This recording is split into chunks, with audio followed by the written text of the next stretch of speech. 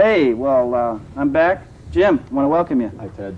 Good to Thanks see you. for showing up. And you know our co-host here, Jim Nichols. Jim. What kind of goodies have you brought for us today? You know, we brought you down here because, in fact, I've been trying to get you for a long time. I usually go up and see you, but you brought your computer. You're going to tell us a little bit of. Yeah. Let's start back with the Meier incident. How you were contacted and how it went from there. Well, the Meier case was in the late 70s and was actually the first case that I worked on that was a new case. Prior to that, I had been working on testing the, quote, official photo set that APRO put out. APRO, the Aerial Phenomena Research Organization based in Tucson, Arizona. Tucson here. Right. Jim Lorenzen and Wendell Stevens brought me a set of about 30 photographs, I think really to see what my procedures were and were they a valid procedure. Prior to that, I had been working in film and television and transfer of scientific data to film and television. And I worked somewhat on the Shroud of Turin project and getting that into a scientific data into a form that would be useful in a film. So I worked out a procedure, investigated many other procedures, manufacturers, software, NASA, medical companies, a lot involved. Came up with a procedure, tested the pictures, got involved in the Meier case in about 1977. February of 1978 was when the next trip to Switzerland happened and a lot of new pictures came back, and we used our new procedures and tested the pictures. Now, when Wendell and APRO, Jim Lorenzen came to you, what did they want to know? Was there a procedure already in the, I guess, in the files? Was something going on to being able to test photographs at this time, or was this something basically? Well, I didn't know what existed at that time. The Navy and APRO and others had been testing photographs optically, of course, since the 50s. An organization in Tucson, Ground Saucer Watch, had developed a computer procedure, but I couldn't find enough about it, what the procedures were that could be repeatable.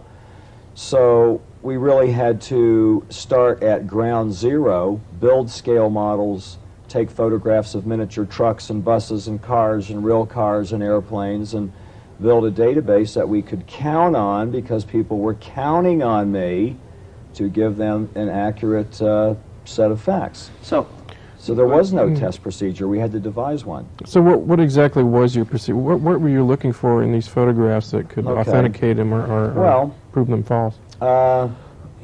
Basically, you are analyzing the edges of an object first, and you are analyzing the contour and the light scatter over the surface. Now, that's done with the computer. After film grain examination has been done, a microdensitometer, analysis of the film grain. Is this a dub? Have two pictures, slides been sandwiched one on top of the other, etc. Okay, let's say you get all that out of the way. And there's a lot of procedures we can talk about with that. But essentially, a large object and a small object have different properties. Light and edges. A camera takes an object in and out of focus and changes the properties of the edges. Like these television studio cameras here. When an object goes in and out of focus, what's really happening, the edges are changing. And by measuring the nature of those edges, you can determine where the object sits in a, quote, depth of field. Light on an object. Let's just take, anything curved. This pen. The pen is all black. But because of the lights, it puts a white stripe on the light. Right. The larger the object, the smaller the percentage, the ratio of that dot, because the light's going to remain the same.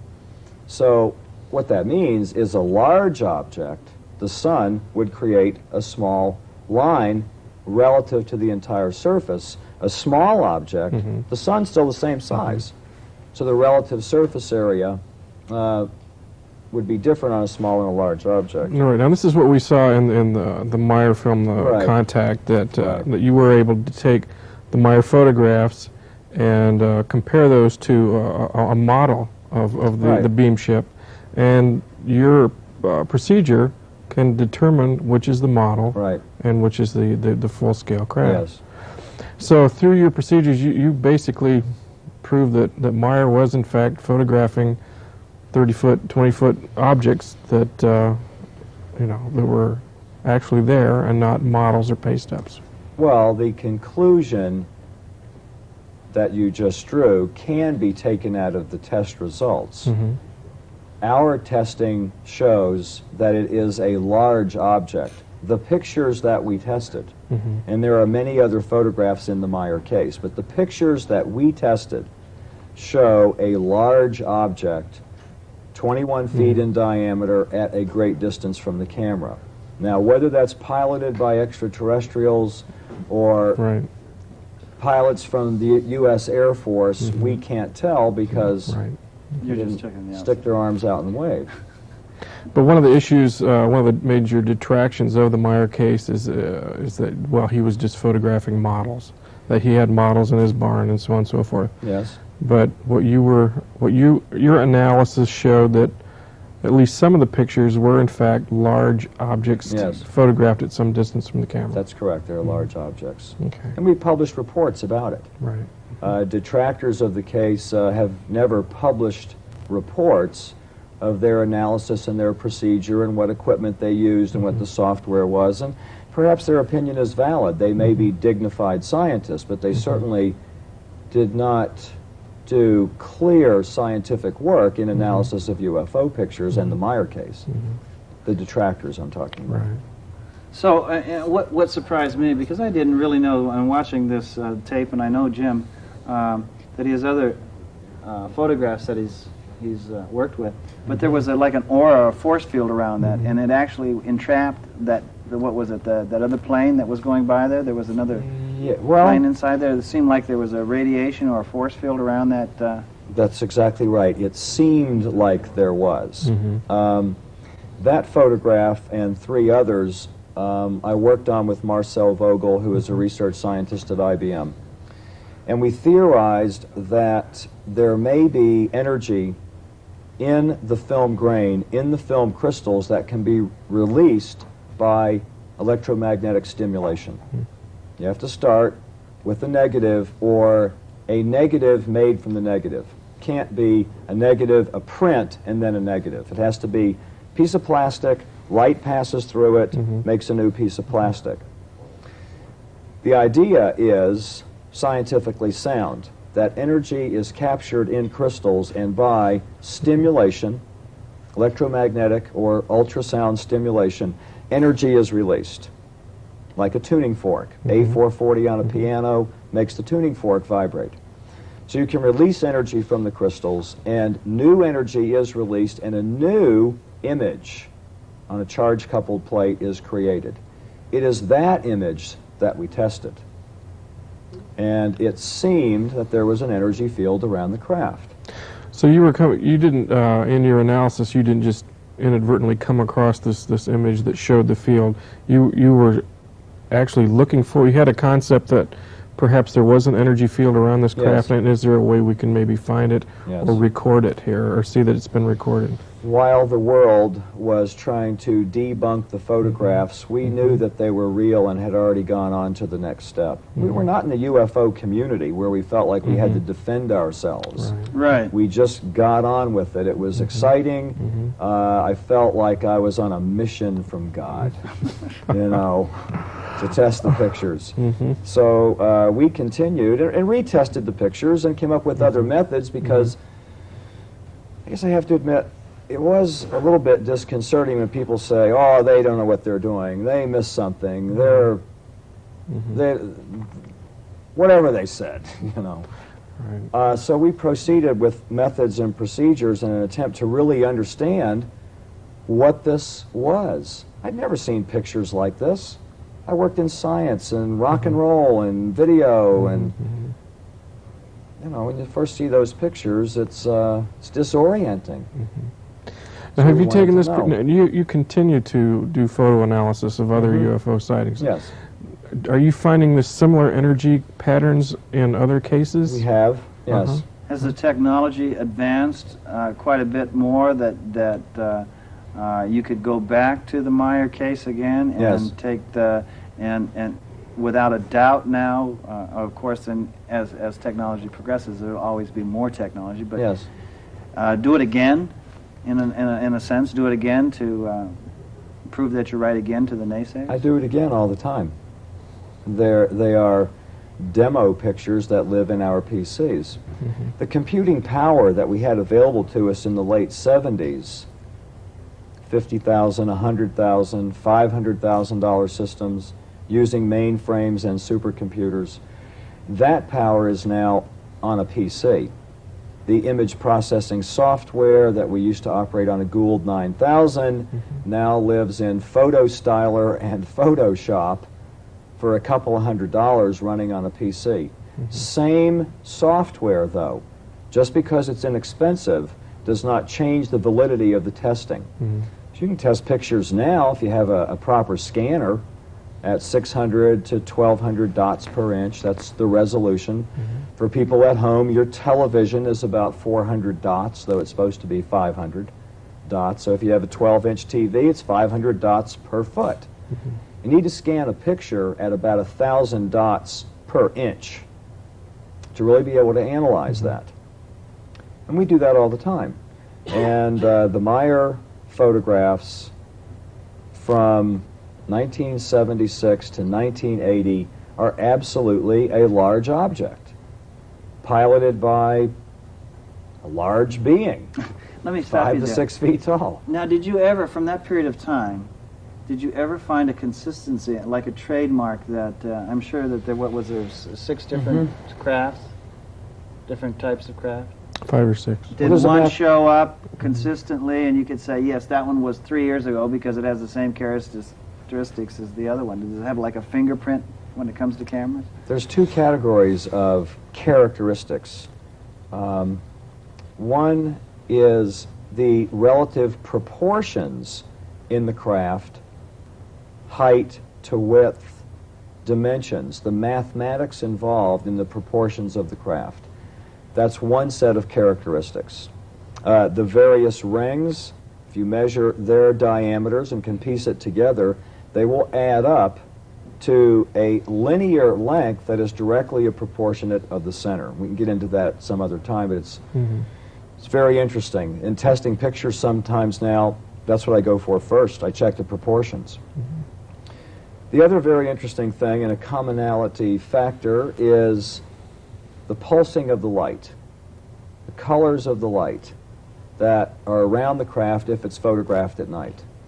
There's a white color, a specific blue-white color, and an orange color, an orange-amber color.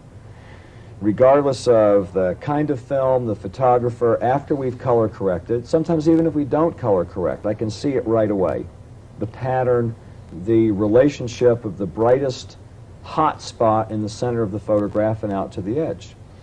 Some of the better photographs that we've analyzed are now in a computer program that'll be out in just a couple weeks. In fact, it's out in some places now, that has hundreds of photographs in it and measure trends and characteristics.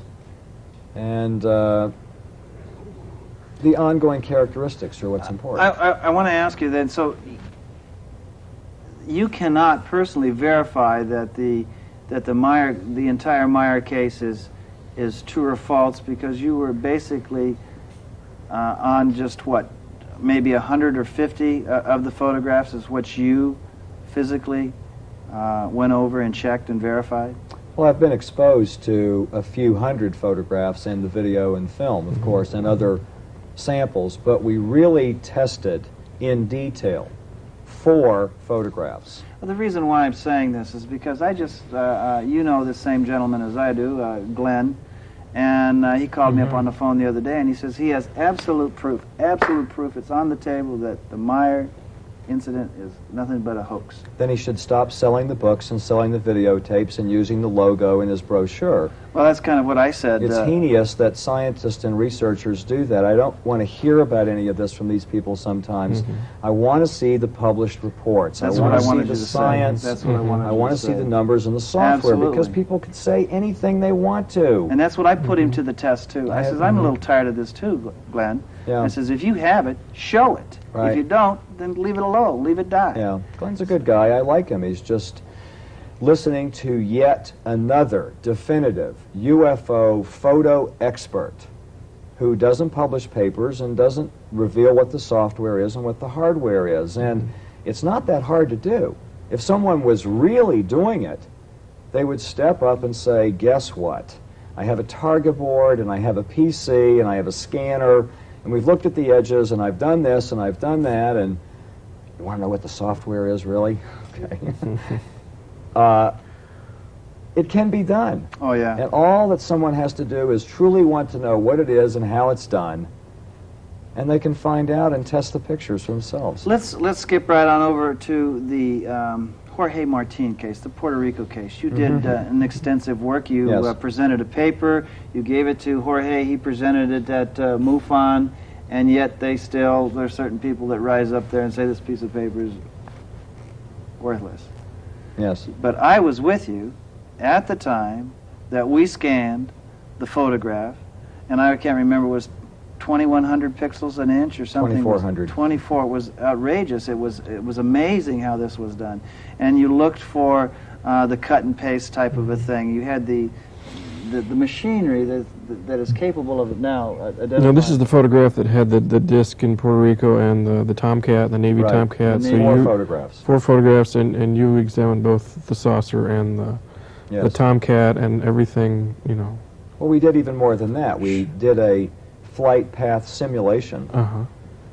What would be required for the Tomcat to leave formation and make passes on the UFO and to sweep its wings, go into stall speed, and move around the UFO for that time of day, the lighting, the edges, the shading. It's a Tomcat, and it's a UFO, and none of those people that are detractors have tested the pictures. If they really were scientific about it, I'm in the phone book, they'd call me up. They'd talk about the procedures. It's just a way that the UFO community operates. They don't want the U to become an I, an unidentified object to become an identified object. There wouldn't be any reason to have these Boy Scout meetings anymore. Or, pardon me, scientific proceedings, conventions. Like, What's so funny? I don't know. I don't have a clue of what you're talking about. By the way, I want to get this in, too. This is a good time to bring this up. You guys out there, there's going to be some good investigators coming to Tim Beckley's conference. It's going to be up in, where is it going to be? Up in your hometown, Phoenix. Phoenix. Phoenix, Jim will be up there. Some of the people in the audience will be up there. Jenny Randall, some of the other people. So it's the 24th of September, that whole weekend. There's going to be some other interesting people up there also. So if you get a chance, check it out and find out. Like the band will be there too. Oh, the right? band's going to The be there band too. will be there. I want to also introduce a band maybe right at the end. So Shane or one of you guys, let me know when there's 5 minutes left, and I'll bring Jerry up here and the band up here, and we'll introduce the band and play some of the That'd be good. tunes. That was the opening of the. We changed the opening, so if the music was a little different, that was that was the band, the UFO band. Well, that was shot on a home camera last week. It's a high-8 tape. It's not exactly our new it was music video. It was the band. No, right. it was the music. We The had music. the music. We had the music as the opening on it. Right. All right, well, let's get to what you have here. If I Okay. can tell Smitty or something, if we can go ahead and Okay, well, utilize the it's, screen. It's a 486 portable computer. I have a target board in it. We network PCs over the phone lines in and out of mainframes and supercomputers. Our main day-to-day activity now is moving video data through high-speed networks in and out of supercomputers for video on demand, which is part of image processing and a whole lot of other things. But in order to see what we do here, I'll have to be able to look at the monitor myself, because when I go into the video mode... So you want Smitty to bring up the full bring screen? It up. Right. Okay. So, are you there? Look at Jim. Yeah. Yeah, I'm typing it in. Oh yeah, so we're there. Whoop. Well, it's going to scan like that for a moment while it resets its mode. I'll come back on. Don't be alarmed, it's just chips breathing.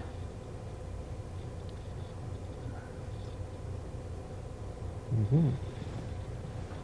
Well, they took a deep breath there. You could turn the monitor just a little bit so I can actually see to operate. That's very good. Okay, explain what you're doing here, Jim. Well, we're going into a standard Windows program. Some of the applications that we have developed run in an Intel clone mode. Used to be IBM clone. It's really an Intel clone based on the processor that's in it. And it's a Windows program. And we've written some applications for people at home to be able to look at UFO photographs. So we'll look at that first and study a UFO database. It'll be in stores everywhere. This is going to be on a CD-ROM and also on floppies? Well, also on disk and on CD-ROMs, yes. I have the... So what we have, see if I can... Aha, I can't see my own menu there. It goes just a hair off the screen. Well, we'll try to guess where it is while the rest of the program comes up. It has a map of the world to show where the different sightings are, a sightings parameter selection here. You can decide what years you want to check. We're searching now from 1950 to 1993, but we could go all the way back into antiquity. What kind of sighting? Close encounters 1, 2, and 3. For now, let's just do sightings. Photographic evidence only. No death or injury involved. Abduction, psychic phenomena, movies, multiple witnesses, multiple UFOs, or cattle mutilations. Let's go just for photographic evidence. It's going to check the database now and give us the number of matches. The hourglass here means that it's actually searching, and the map of the world will locate all the actual sightings that it has found as actual matches. That's in Brazil, isn't it, that one there? Right. Well, some of these are historically important because they have established trends of different sightings from around the world. Let's go to the next one. So you can see right here, it says the number of matches is 201. And it's going to light up on the map. Give a description. This one is from Uruguay, if I'm reading it correctly. And there's a description over here of the event and what actually happened. Who was the, where did this information come from? Who was the main programmer on it to be able to get this type of information and program it? Dr. David White, who is a pretty well-known computer programmer and photo database creator. Some of his other projects include, well, in his company, which is SMC of Phoenix, Bodyworks, AutoMap, PC Globe, some very popular, pretty well-known programs. Okay. The updates will be available on phone lines. If you have a modem, you can dial up and get an update of some of the new cases. Or for investigators, we have created other modules so you can actually use your home computer, scanner, fax machine, a variety of communications formats to be able to ship pictures and case file formats around to each other. How about video? Well, video, if you have a Targa board or a Creative Labs video blaster, which is only a couple of $100, you can scan home video direct into the camera. You could become a UFO electronic researcher at home for about $1,000. Well, is this for libraries also? Would this be for libraries, for schools, for scientists, engineers, researchers, scientists in the conventional scientific community that secretly want to know about UFO investigations, but it's been sufficiently discredited that they have to do it in the closet. In the closet. Well, we're having these people probably within the 2 weeks they're going to come on and demonstrate all of this type of software and explain where this comes from, how it was devised, what Very the good. reason were. They contacted Jim and I, and they wanted to know if we'd be interested in it, and we said, Yeah. sure. Come right down. Come right down. Yes, very good. Come right down. Now, will does this help you in doing anything in your investigation to make sure that photos are photos? Not in this. This is for the general public to have access to photographs. This is just an archive. It's an archive. It's a database. It's a library. It's a filing cabinet. But it's not an analysis No, format. it's not an analysis tool. The photographs that we test then go back to Wendell Stevens or over to Dave White or over to Michael, the president of the software company, and they decide if it's a case of interest to the public, and then it gets programmed into the updates. The analysis tools that we use on PCs, I use a professional image processing package from a company in New Mexico, programmers from Los Alamos, and that program is not expensive. It's about $500. Used to be $50,000. Photo Styler, it's a couple $100. Now that videos come out, and everybody has a video camera, Right. it seems like, is it harder or easier to identify a hoaxer or a photograph or, I don't know, a piece of film? It isn't film, a piece of tape. Well, video isn't very easy to analyze because the resolution is so poor. 400 lines, 200 lines, 500 lines across the entire image.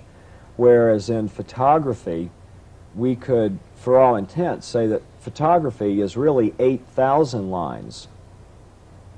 So when you transfer a photographic image to the computer, it becomes 1,000 lines per inch or 500 lines per inch. Video is between 500 and 75 dots per inch. So the old Super 8 would have been much better to take much a picture better. of. Absolutely. Because of the way of the emulsion. Right. Okay, now, if you have to instruct somebody out there that is driving down the street or wakes up and hears a beep in their head, shouldn't they get a piece of landscape as much as possible in the frame of the picture? Isn't that what you would like to see? Of course, so we have a reference. So we can compare the edges of the unknown object to a tree, a rock, so we either know how big an object is, like a cactus, or we know how far away something is, like a signpost. We have to compare all the edges in the photograph of known things to the property of the edges in the unknown, whether it's an airplane or a car or a UFO, so we can rank how far away objects are by the property of the edges. It's actually kind of simple to do. Now, Bruce Maccabee is another person that seems to be in the limelight of investigating photographs. I think he does a lot of work for MUFON. Do you guys use the same type of... Is there a standard? Is there a standard in identifying photographs?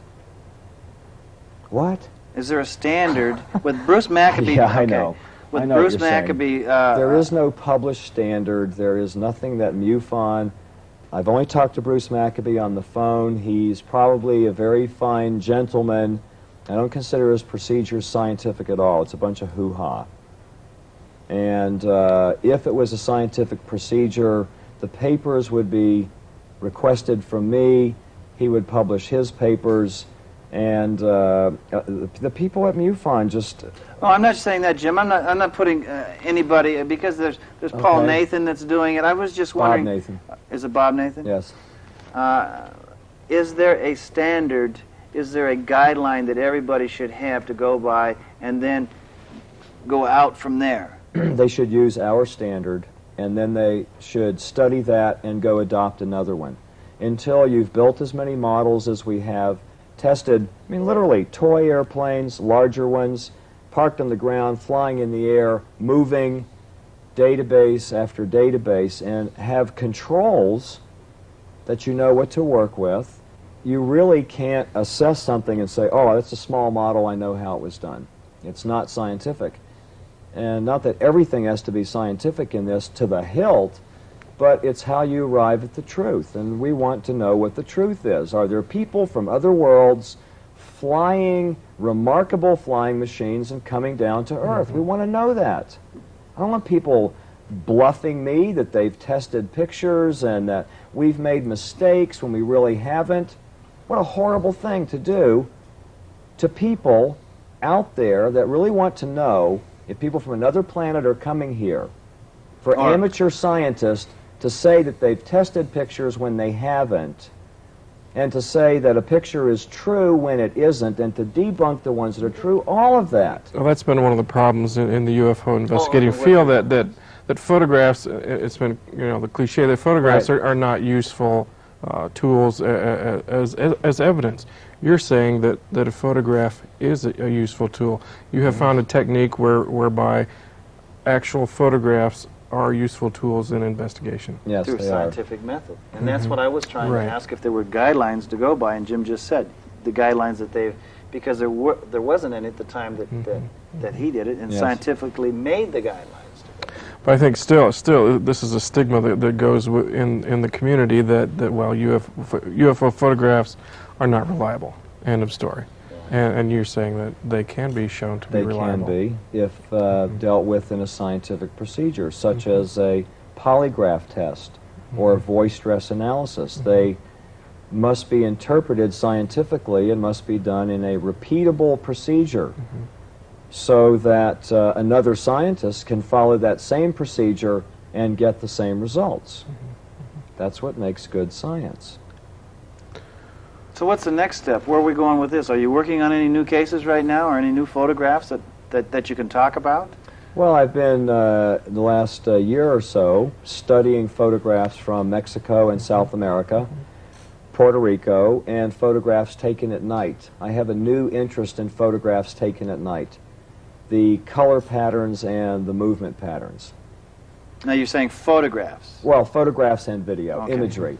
The most interesting pictures that I've seen have not been released yet, but I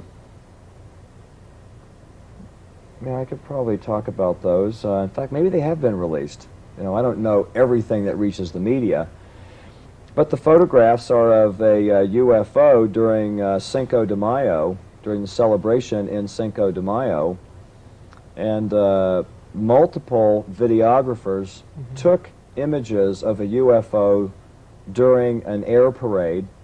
Mexican helicopters fly into the image, bank, and go away, while a UFO drops straight down out of the sky, while jets begin to fly in formation, and the UFO falls right through them. Hovers, moves, and begins to fly at great speed, moves, well, in unconventional ways. Isn't some of that footage in Messengers from Destiny? Messengers of Destiny. Yes, it is. This is video taken from another angle by another videographer. Okay, yes, and you've also examined the videos from Mexico City during the solar eclipse. Okay. What are your findings from that?